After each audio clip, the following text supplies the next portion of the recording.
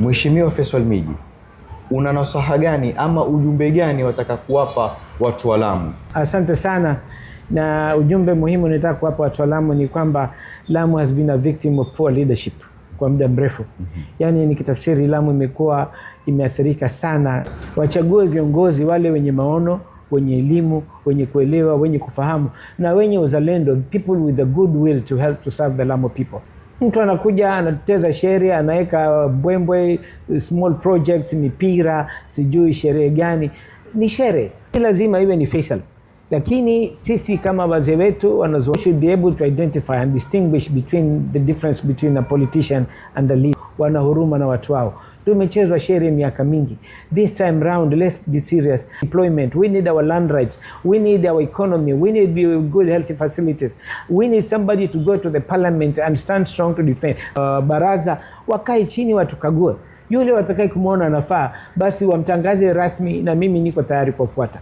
Na wakisema ni Faisal, ahlan wa sahlan. Wakisema ni mtu mwingine, mimi niko tayari kusupport na kuheshimu. Lakini tuchagueni viongozi bora. Na hii ni problem ambayo nimeiona, it's not just in Lamu but the entire Coast Province. Kwa hivyo ni lazima tusimame kidete tuweze kupata good leaders. A good leader is the one who will be there to serve and protect the interest of their people.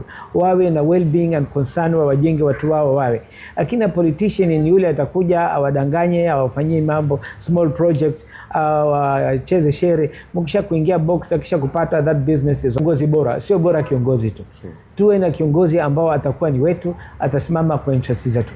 Na jambo la mwisho nataka kuambia watu wa Lamu, tukipata kiongozi mzuri, sisi tutajivunia na the entire country watakutambua kama sisi watu wa Lamu tumepata mbunge. Na tukipeleka mtu ambaye siye, tutarudi barazani tulalamike miaka mitano inayokuja. Na sisi wenyewe will have decided that. Asante sana kwa muda wako, ukaja ukatupatia mawili matatu. Nashukuru sana Mheshimiwa Faisal, na tunakutakia mafanikio inshallah. Mungu akutilie taufiki inshallah, ili jambo ulipate inshallah. Amina inshallah. Tuko pamoja. Asante. Asante sana.